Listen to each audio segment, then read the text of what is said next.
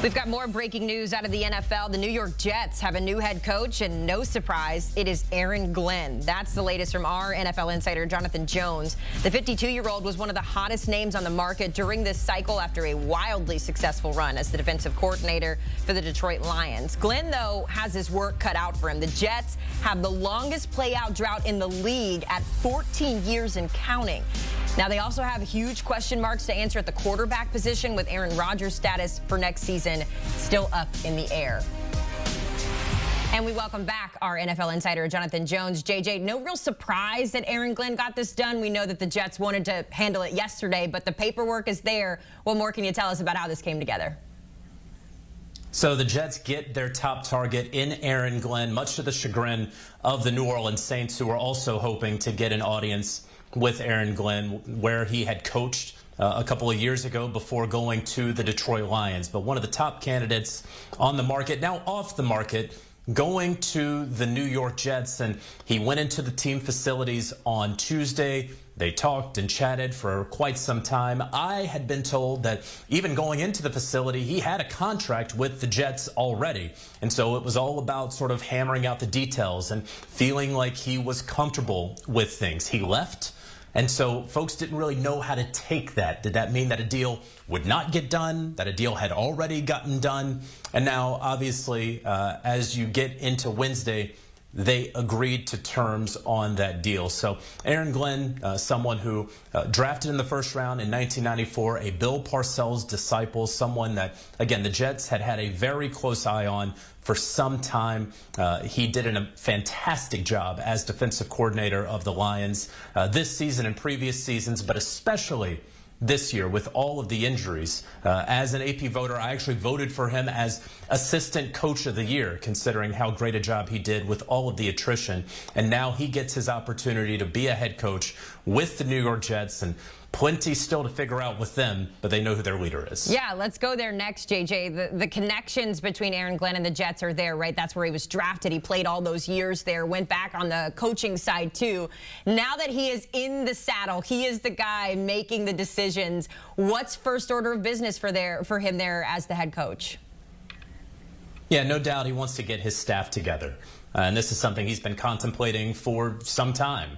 You know, he flirted last year with a number of head coaching opportunities. This year, it became very clear, very obvious that he was going to be a head coach somewhere. And he interviewed with 5 different head coach openings, knowing good and well that he was the top candidate with both the Jets and the Saints. And so at defensive coordinator, remains to be seen whether he will call the defense or not. But certainly one name to watch is Steve Wilks, the former Arizona Cardinals head coach, who was the interim head coach with the Carolina Panthers, was defensive coordinator with the San Francisco 49ers.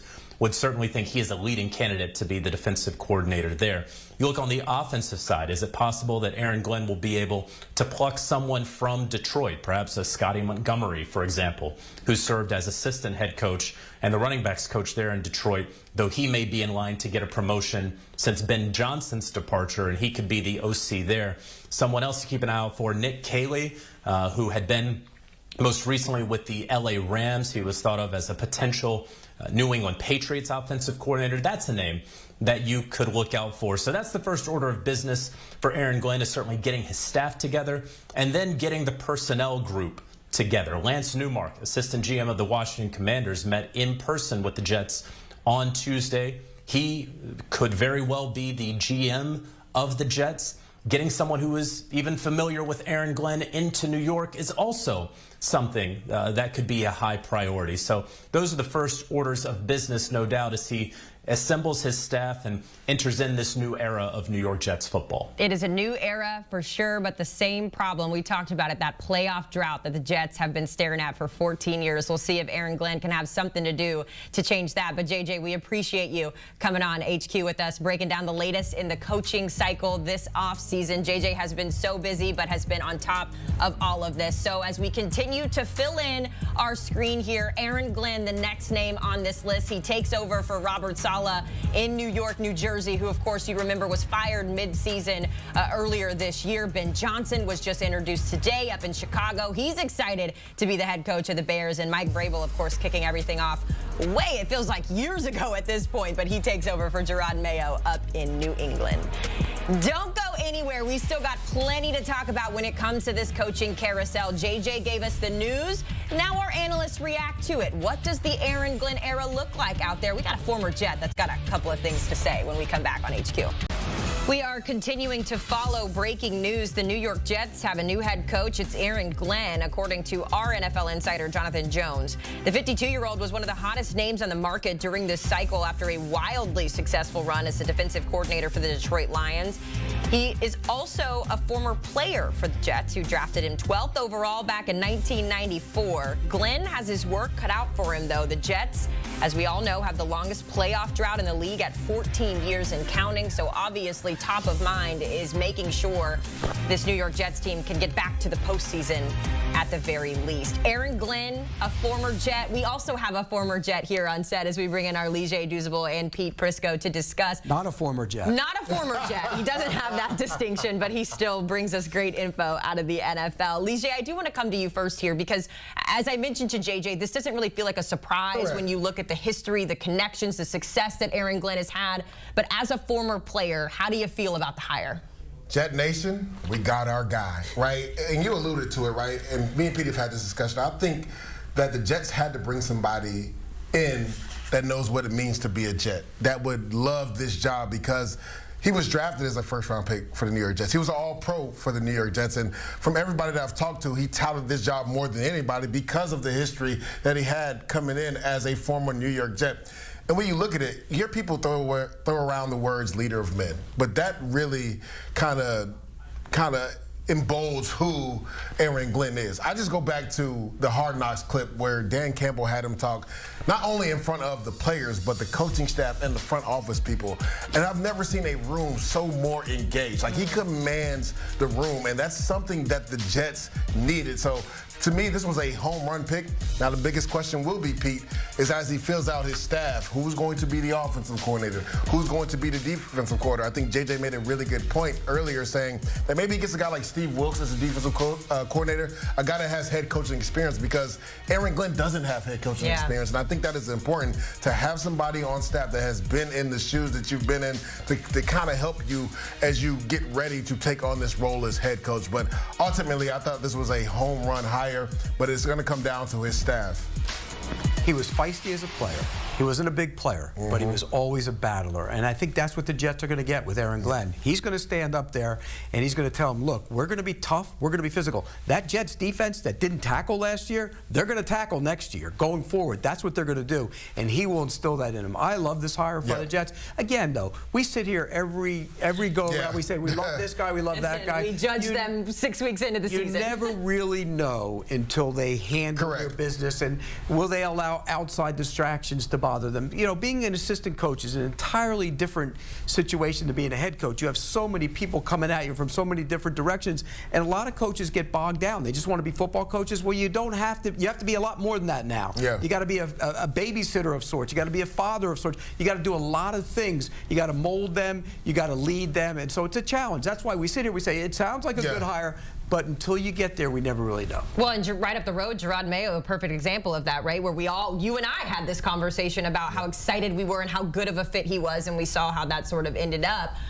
If we think about that, though, there's so many questions on this Jets team, right? That playoff drought is what we keep coming to. But I think the bigger question, Leger, is who the heck is going to play quarterback next year, right? And so if you're Aaron Glenn, how do you approach that situation? Well, first and foremost, the Jets need to get their GM in place, right? That too, added to the list. It seems like it's going to be Lance Newmark, who actually has a working relationship with Aaron Glenn. Let's not forget, before he was a #2 guy with the Commanders, he spent 20-plus years with the Detroit Lions. So he's been there with Aaron Glenn. So I think that's important that the GM and head head coach have a working relationship in the past and are going to be on the same page. So when you talk about personnel decisions, like they have to get the GM first, Haley, before they can make those decisions. So it'll be ultimately up to whoever the Jets hire. And again, from all intents and purposes, looks like it will be GM Lance Newmark and Aaron Glenn. They'll come together, make that decision to see, will Aaron Rodgers be on this team or will they go in a different direction? Yes, Pete. Aaron Rodgers is the GM of this team. Well, he has been the last couple of years, but if they don't solve the quarterback position, Aaron Glenn and Newmark will be fired in 3 to 4 years. That's the bottom line. That's the reality of the NFL. They have to address the quarterback position. They have to fix it. If you don't fix it, you're going to get fired. Yeah. You can't win in this league. I don't care how good you are. You're not winning if you don't consistently if you don't have a quarterback. So how do they address it? What do they do with Aaron Rodgers? Aaron Rodgers actually played pretty good football down the stretch, but he's 40. Yeah. And so at some point, you got to figure out what you're going to do.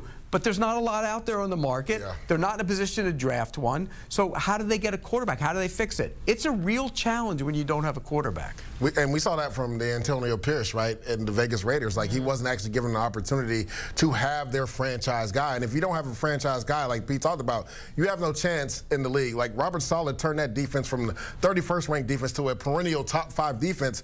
But it doesn't matter if you don't get the quarterback position right. So, again, it's going to come down to whoever the new GM is, also Aaron Glenn, to make sure they find a bridge guy that they trust, and then maybe, try to trade back or maybe even move up into the late first round or early second round to maybe get a quarterback in the future if they feel like there's one that they really like. Where do you go, though? Okay, let's just say Rodgers isn't playing. He doesn't play. Where do you go?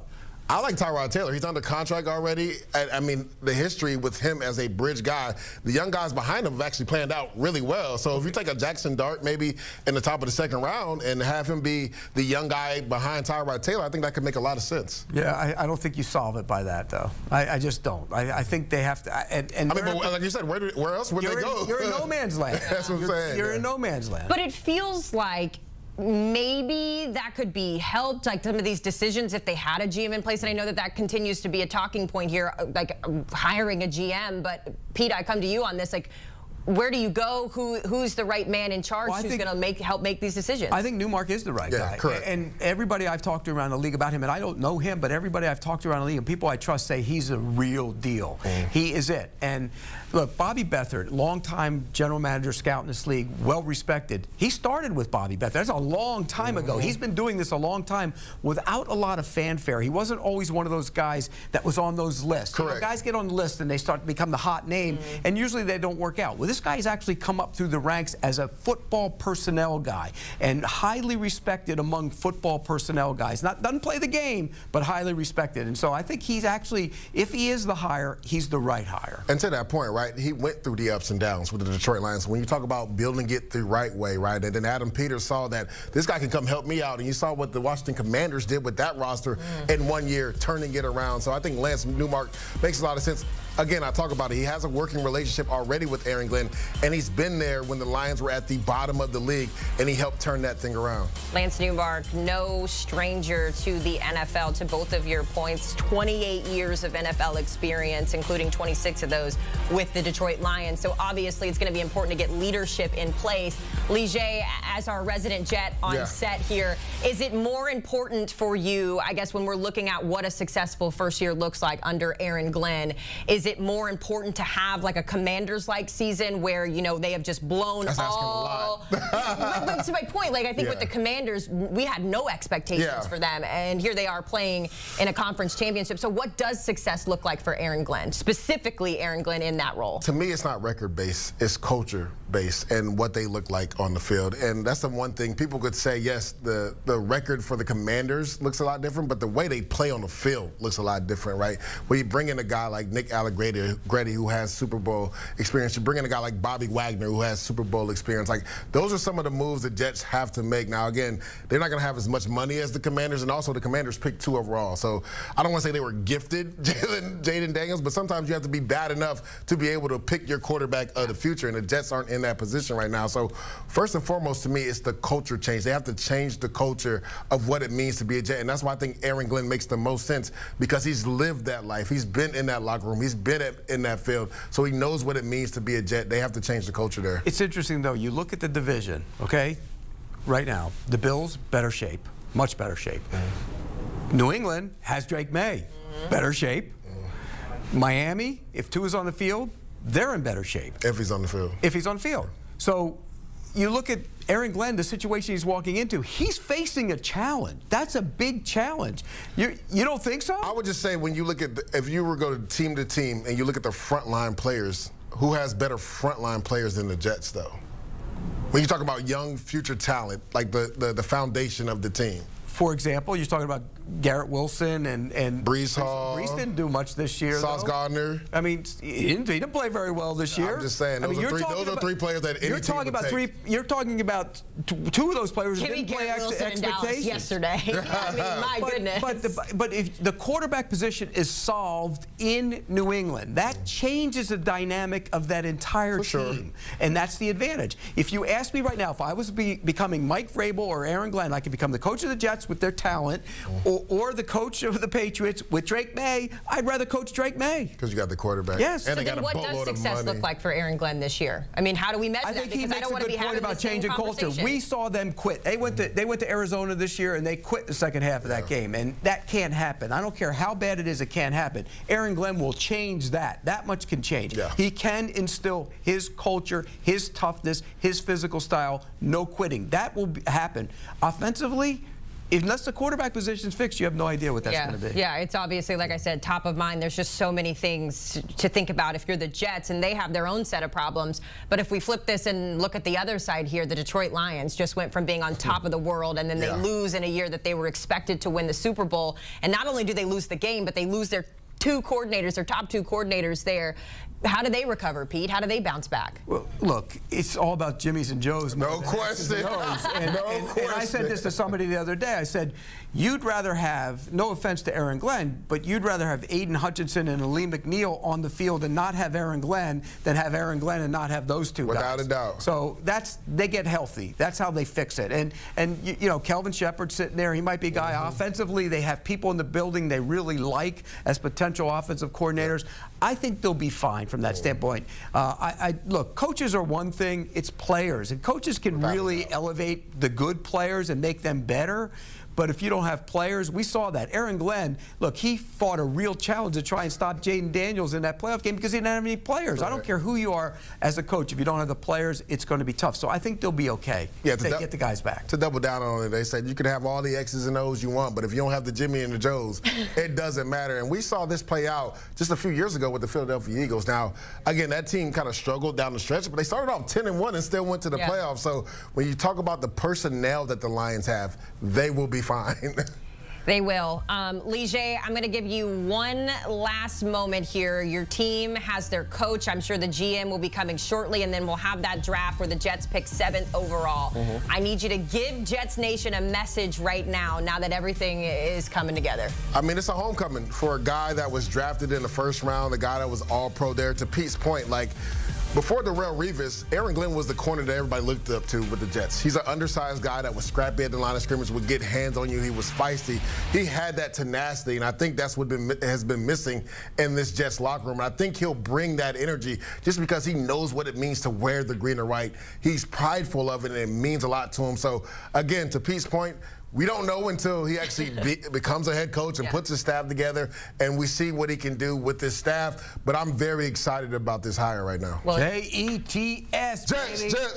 There you go. I know I get him. I know I get him. Jets and the Orlando Magic from Jacqueline. We've got too much songs going on here at CBS Sports HQ. But as you heard, Leger very excited. The New York Jets officially have their man, and it is Aaron Glenn. He takes over for Robert Saleh. So a lot of problems Aaron Glenn will be taking on in that role, but we are excited to see what he can do at the next level. Of course, Ben Johnson also introduced earlier today as he takes over the Chicago Bears. I'm just waiting to see who my Cowboys are going to hire because I don't know how I feel about Brian Schottenheimer.